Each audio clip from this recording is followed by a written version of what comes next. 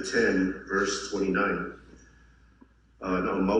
These are the key texts. The title is The Bigger Question. Ole City today, the bigger question. Luke chapter 4, verse 9.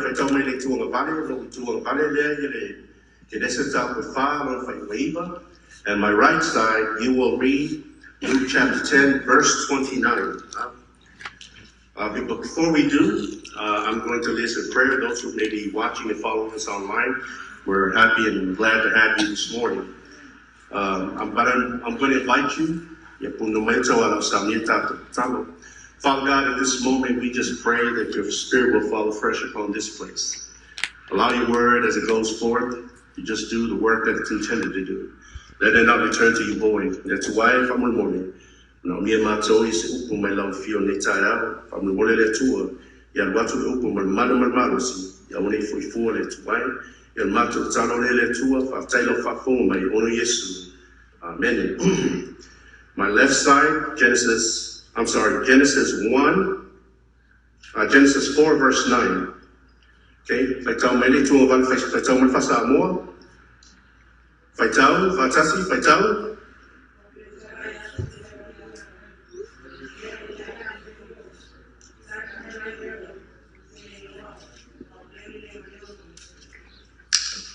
Okay.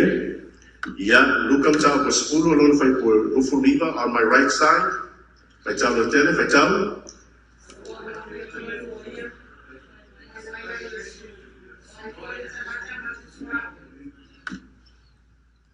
So if I tell Lufa from the morning.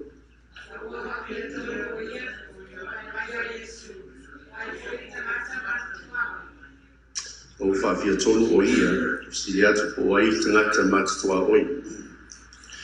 About 4 blocks east of here, of the church, is Long Beach Boulevard. We know that on this very busy street are young ladies who put their bodies in jeopardy every single day because they have chosen to leverage their bodies to make a living.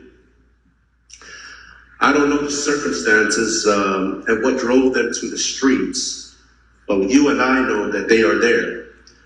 Long Beach Boulevard. But running parallel to Long Beach Boulevard,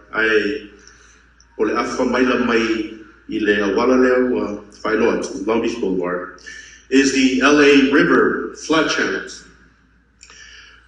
And if we know that in the flood channel, there are perhaps hundreds, maybe thousands throughout all of LA that have been relegated to putting up tents and other makeshift materials as home. Luka po fo ia to ngata merelo ta feira vai ala isami faita selau e faita wafi fo I ala atuala na tato tifia o lo yeita ngata o lo au mau fa tu e nai la to falia o ina wa be my address ala to. And COVID-19 did not put them there. Ele o ngakaya kulanga ia o fa mai le wa bisia. They were there for years and decades before we even heard of COVID-19. But inherent in these homeless communities are some of the same issues that are in the homes of those who are not on the streets.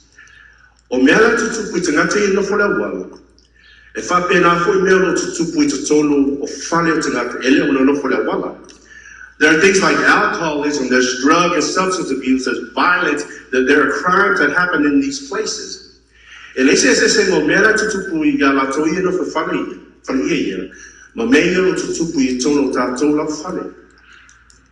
things happening there are happening also in our own homes.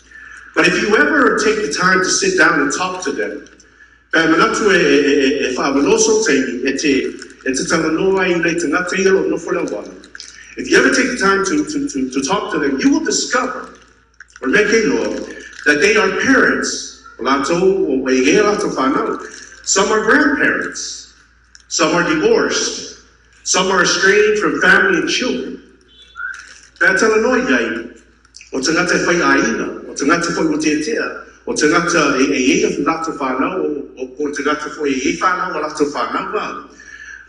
are the people that populate these streets. And as you're talking to them, you will realize that that they are more like us than anything else. These people are very much like you and I. So today I want to look at two questions.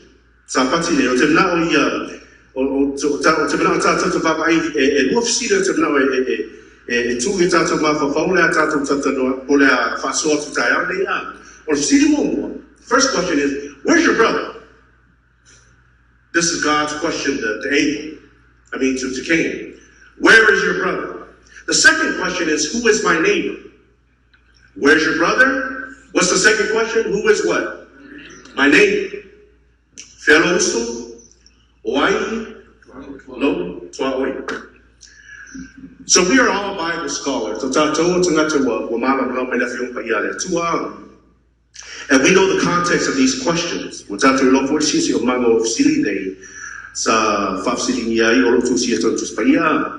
The first question, who asks the question? Genesis 4 verse 9. Who asked that question?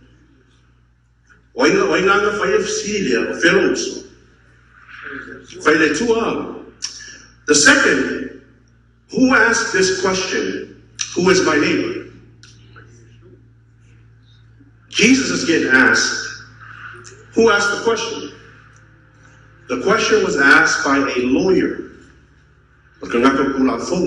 He's asking Jesus, and the text says he wants to justify himself, so he asked Jesus, because Jesus said, love thy neighbor as thyself.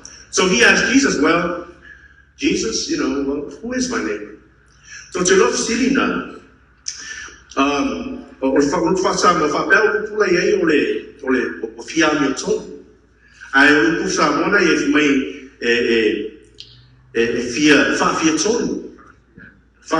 which is it's a little different, right? So I thought the word might be that he wanted to be self-righteous. And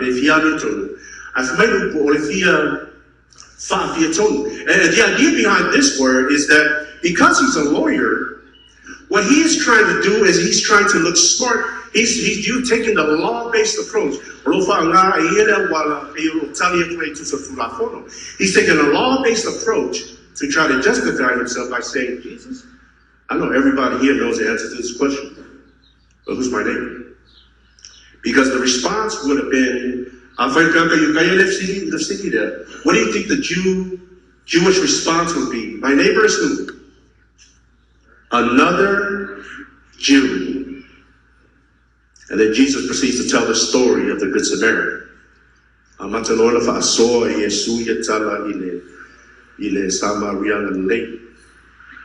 So the first question is the first text is God asked the question. The second text is God or Jesus is being asked the question. As we go on. So the lawyer asked, who's my neighbor? The word neighbor in the New International Version is used 114 times. In the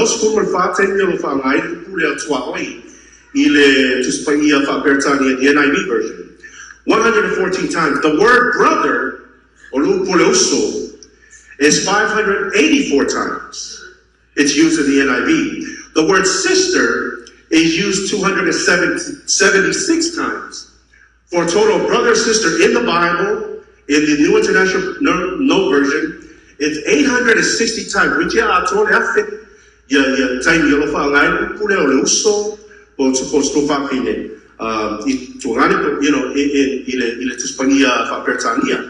so when there's a lot of usage of the word in the biblical text, repetition is often there because of emphasis. So we all have this understanding of the word neighbor.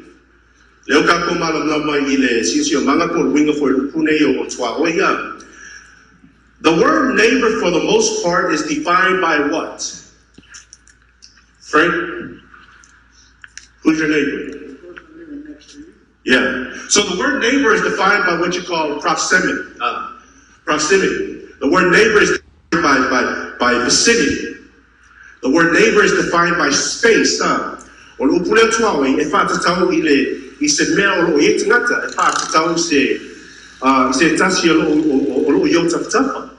So the way that we understand neighbor, as Frank said, is someone who is next to you.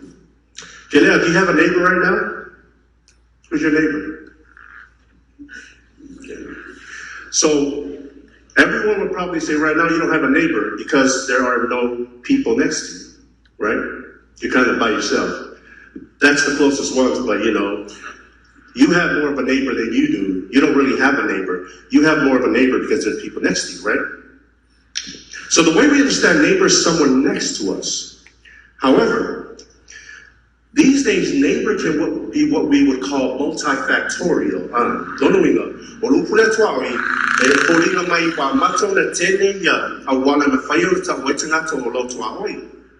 For instance, somebody might be a neighbor to you because based on economics.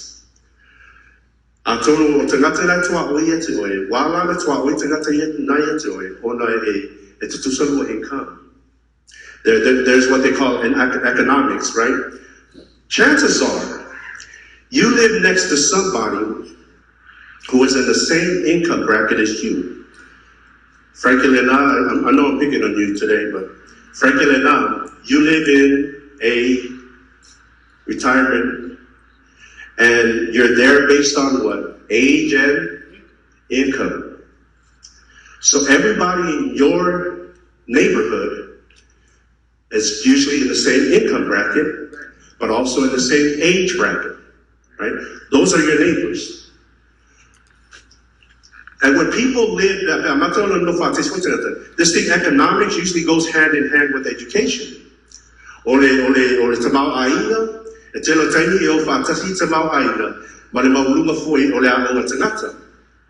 Most of us live in ethnic neighborhoods. What do I mean by ethnic neighborhoods? Meaning we don't have a lot of, what type of neighbors in our area? We don't have a lot of white people in our neighborhoods. Jews didn't have a lot of Samaritans in their neighborhood. It was an ethnic neighborhood. So they created these things out. So if you live in North Long Beach, Compton, or Linwood, right? So we can find neighbor as someone like us. Level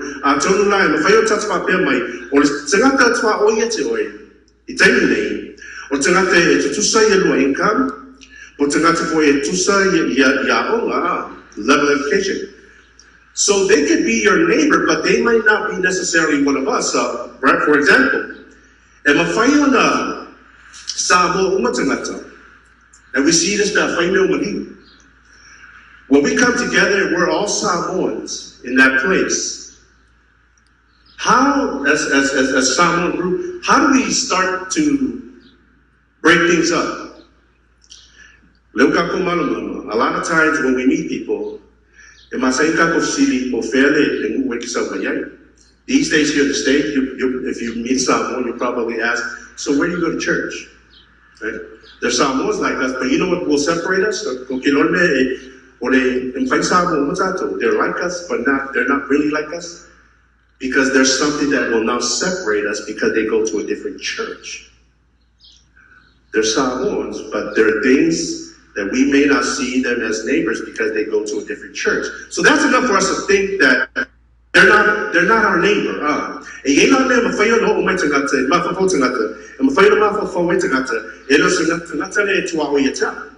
So the example is right here in Luke 10, in Jesus' parable of the Good Samaritan. Samaritans and Jews had some of the same shared history.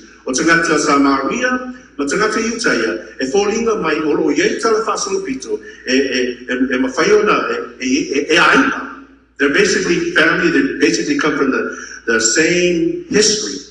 But one of the things that made them different was they worshipped in different places.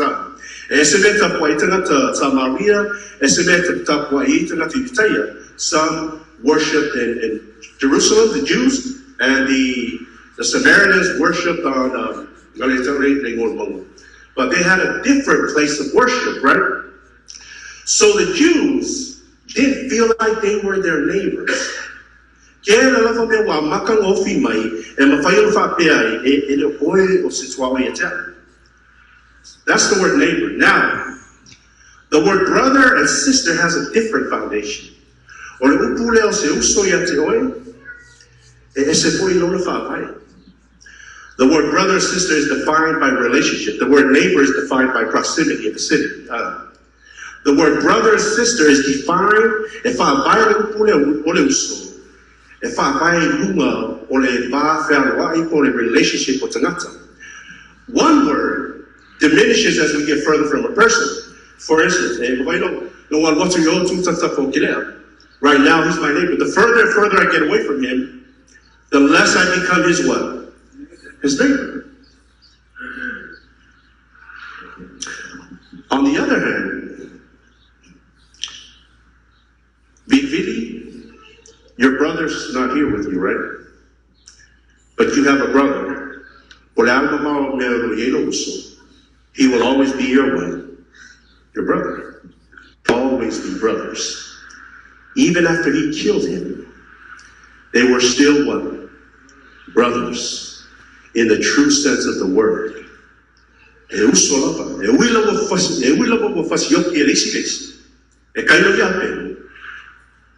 still brothers. He just wasn't a good brother. Now, neighbors, we understand the word changes as distance becomes greater. We feel less connected to the person who's not a part of our everyday engagement. We feel less connected when they're in the relationship. You tell me, relationship if you're not being blessed and reciprocating your kindness from that person, this relationship will continue to be distant. So we feel less connected when there's no history, less connected when we haven't had a shared experience. And my fight on a lady of Sotaina, am I my brother's keeper? Am I my brother's keeper? How would you answer that question? Am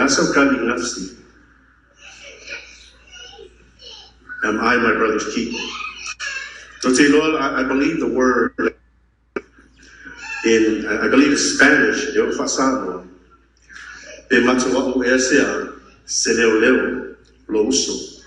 what's an English translation of leo leo? Don't say cop. What's an English translation of leo leo? A protector of.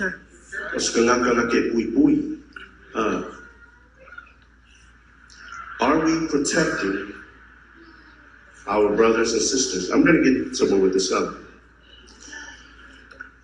The associations of Jesus seem anything but in harmony with the tradition set up by the religious to protect the purity of God's holy people.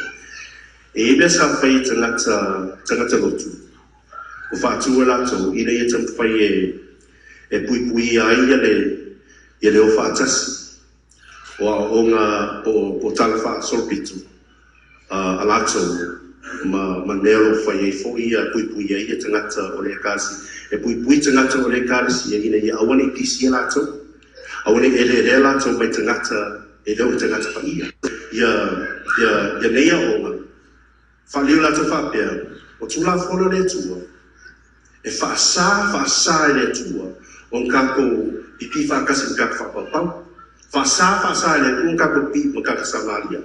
Fasa le kuang kakopi makaka Kenese. And if they touched certain kinds of sinners, they were unclean. Women were inferior to men. Ofine e langui for Lord.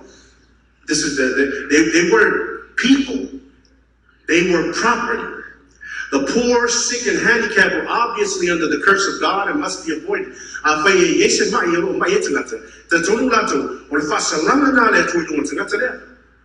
Tax collectors were traitors to God's people.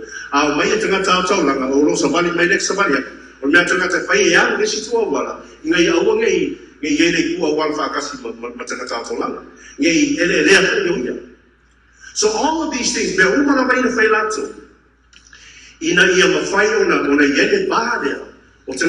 so defining neighbor,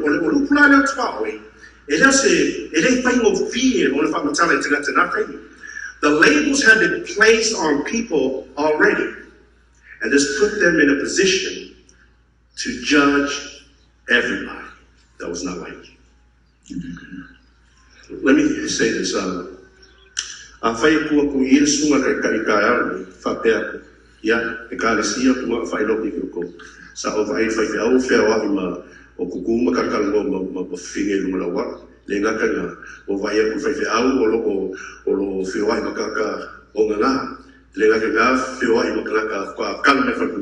of these things. If an elder stood up and said that I saw a pastor hanging out with prostitutes and drug dealers and drunks and criminals, what do you think would happen in the minds of the church people? Huh? Yeah. This is what you call you have an implicit bias. You know why? You don't think the pastor's bad. I hope not. But you think if he hangs around with those people, then he becomes bad. Implicit bias. And we love it's enough for you to see somebody somewhere for you to say, oh, it's enough for you to have to have a court case in your mind of that person because of the association that he keeps. But guess what? They did the same thing to Jesus. Okay, Lord, you know why they didn't like him? Because he hung around with tax collectors. He hung around with prostitutes. He hung around with people who drank. He hung around with these type of people. That they weren't their neighbors, even Samaritans. But this is the company that Jesus kept. But it's enough for church people saying, you're guilty. So I want to say, go to this point now. So Genesis chapter 1, verse 26.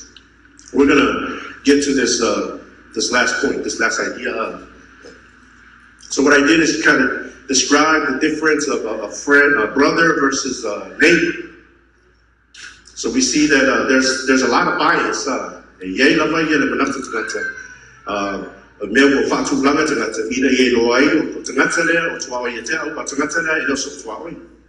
if I tell Maya, Genesis chapter 1, verse 26. If I tell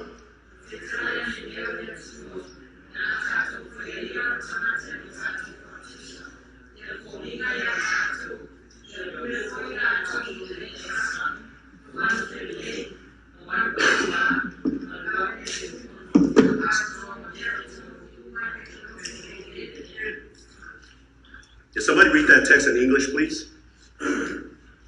Wait, tell Lieutenant Mike. Then God said, let us make man in our own image, like our likeness, so that they may rule over fish, and birds in the sky, over livestock, and all the wild animals, over all the creatures that moves along the ground. Okay, thank you. I wanted to capture just that point of God saying, we will make who? In his own image. Not the birds, not the bees, not the animals. Yeah, not those things. But God said, we're going to make man in our image. I want to suggest in Tayane that the image of God,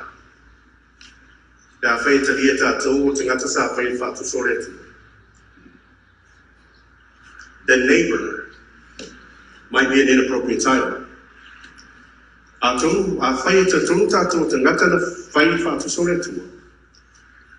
Then neighbor might be an inappropriate title to call somebody, no matter who.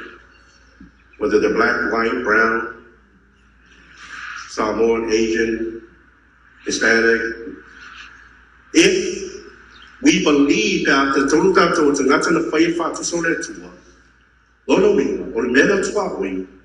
perhaps with something that may not fit in the economy of things how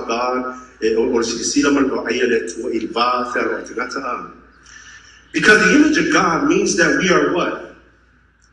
That we're neighbors, or the image of God means that we are F-A-M-I-L-Y.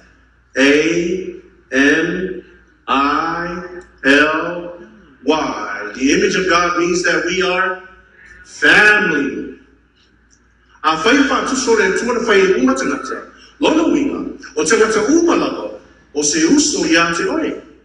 That means that we are brothers and sisters made to live together in harmony on this planet. You know,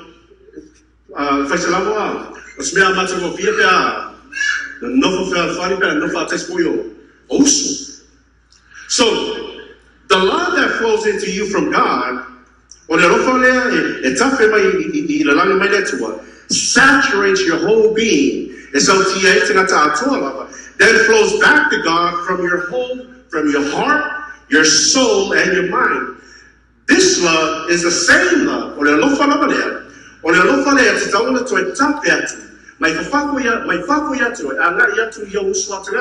means that the same love ought to flow outward toward your fellow human beings and to all of creation.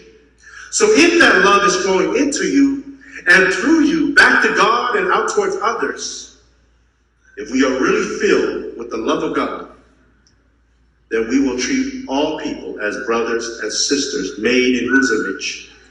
God's image. And if that was the case, there would be no protests. If that was the case, there would be no peace marches.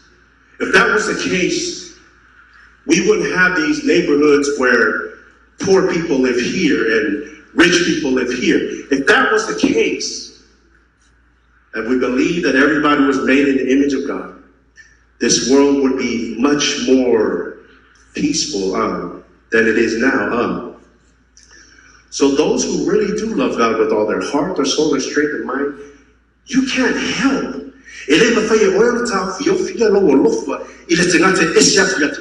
You just can't help loving somebody who is very, very different from you, because this is how God's love works. This is how the love of God works. So injustice and mistreatment of people of color is a product. The injustice and mistreatment of people of color is a product, or for them, as a mindset that does not believe, or for them,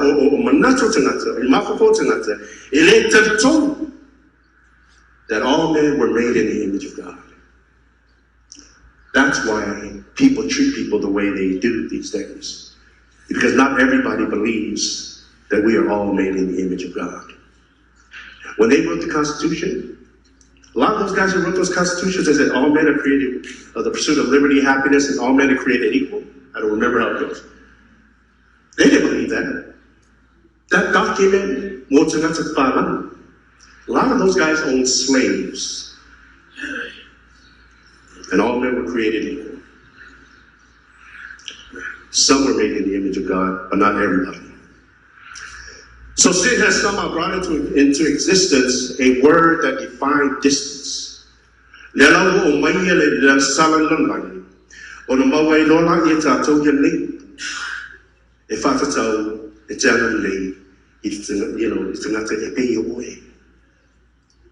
distance has been created ethnically.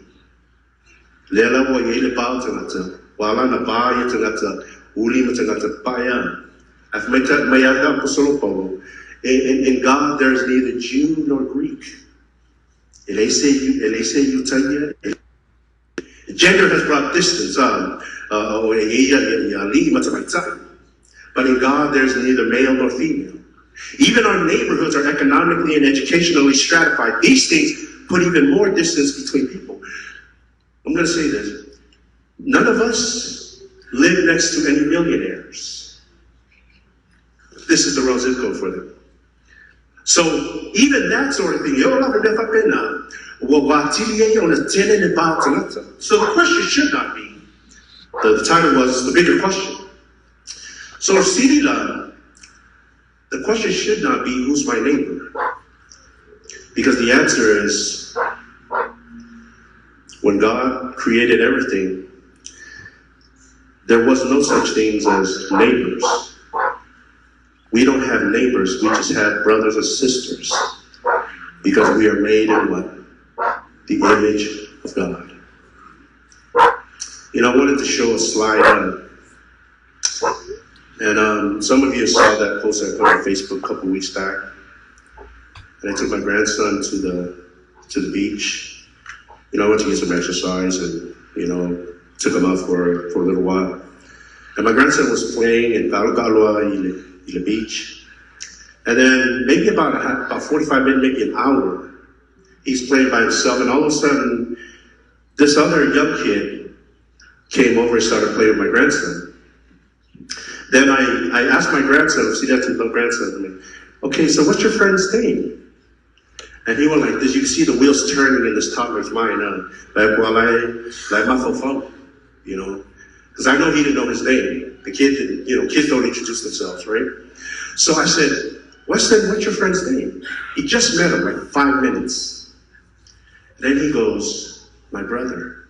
I said, what? He said, my brother. I said, wow.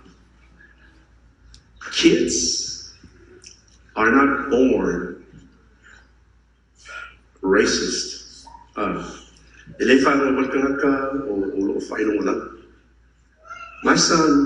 grandson had no idea that this was a black kid he was playing with.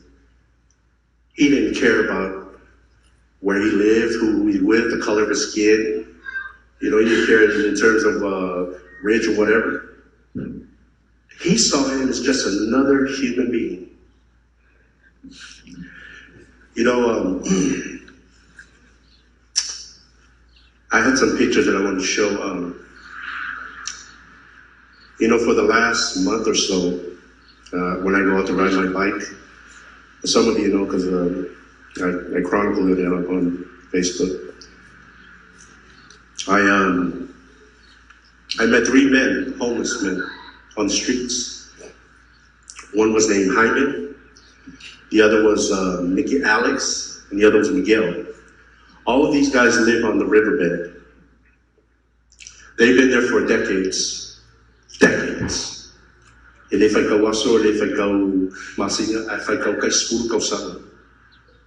have been living on these streets.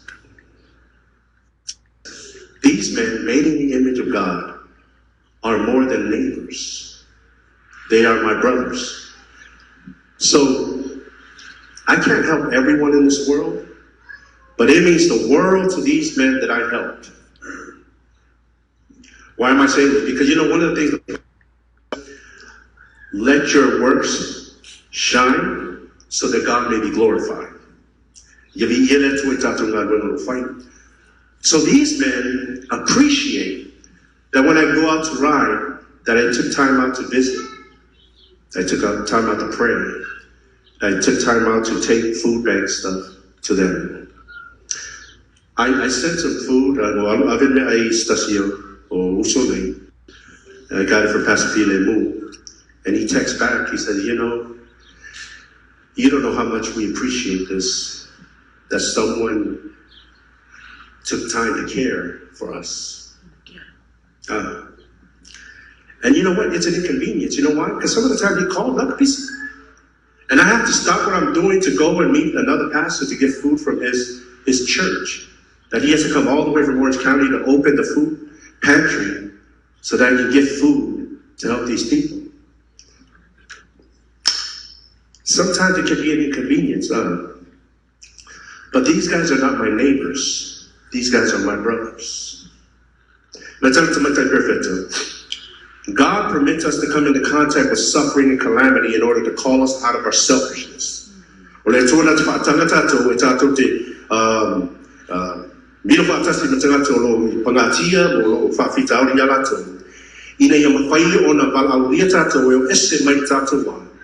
don't know, what's selfishness?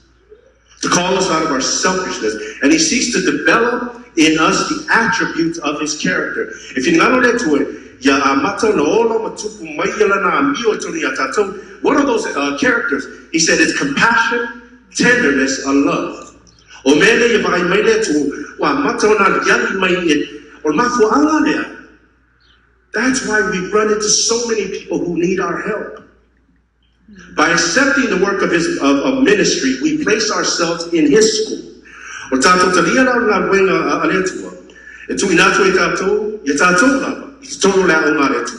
To be fitted for the courts of God.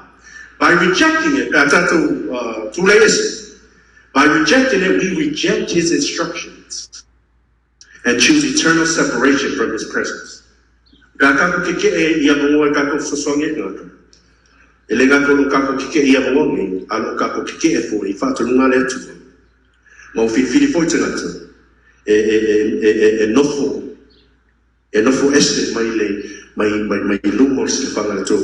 presence of God.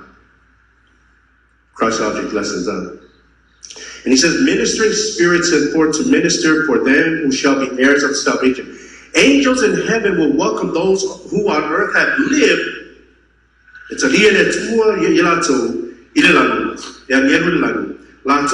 on earth who have lived not to be ministered unto, but to minister. In this blessed companionship, we shall learn to our eternal joy all that is wrapped up in this question: who is my neighbor?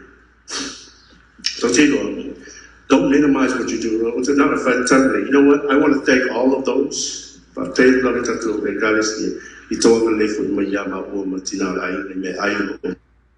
You know, every weekend. On a 2 year COVID. You know, I want to thank you guys who've been coming and bringing food, man. God bless you guys. Well, but I want to thank you guys for your kindness.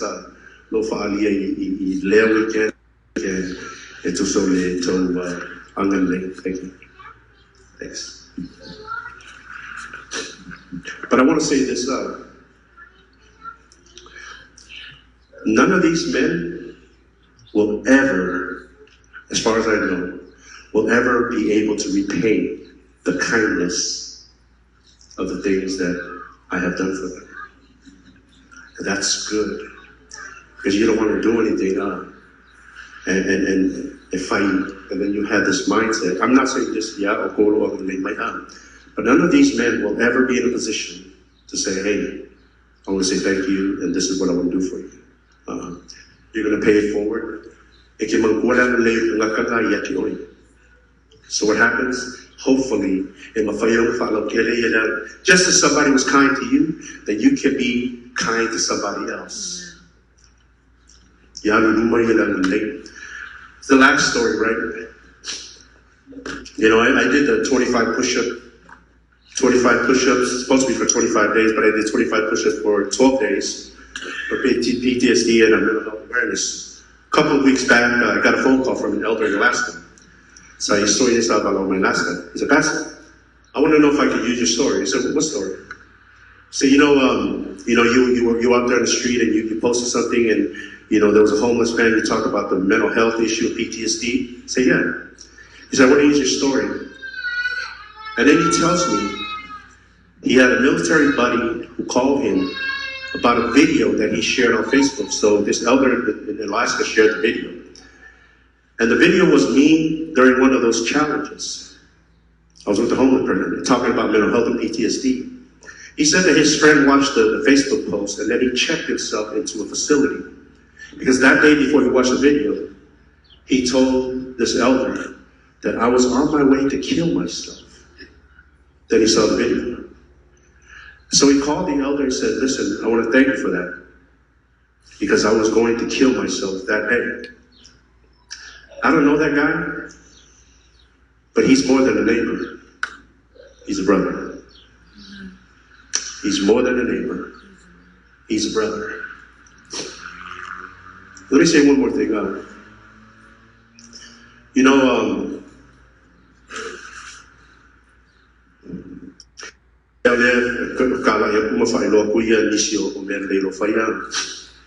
Last week was Father's Day.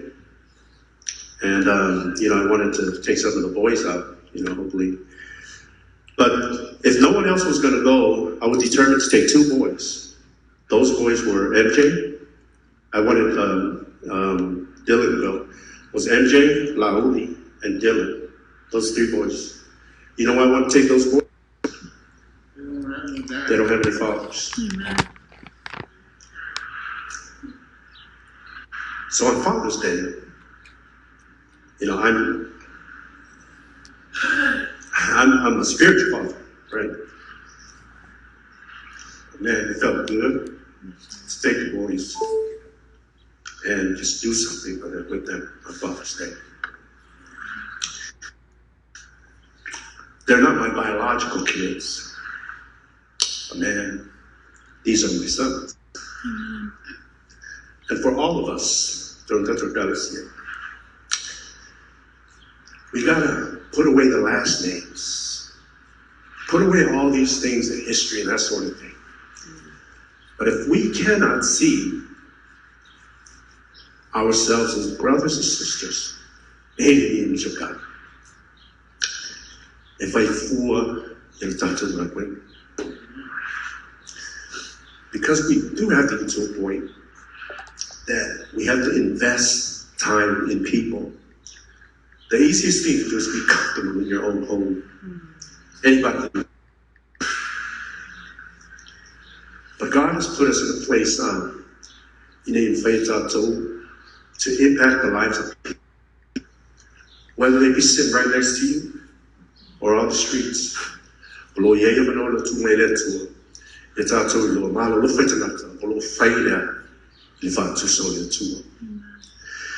So that church,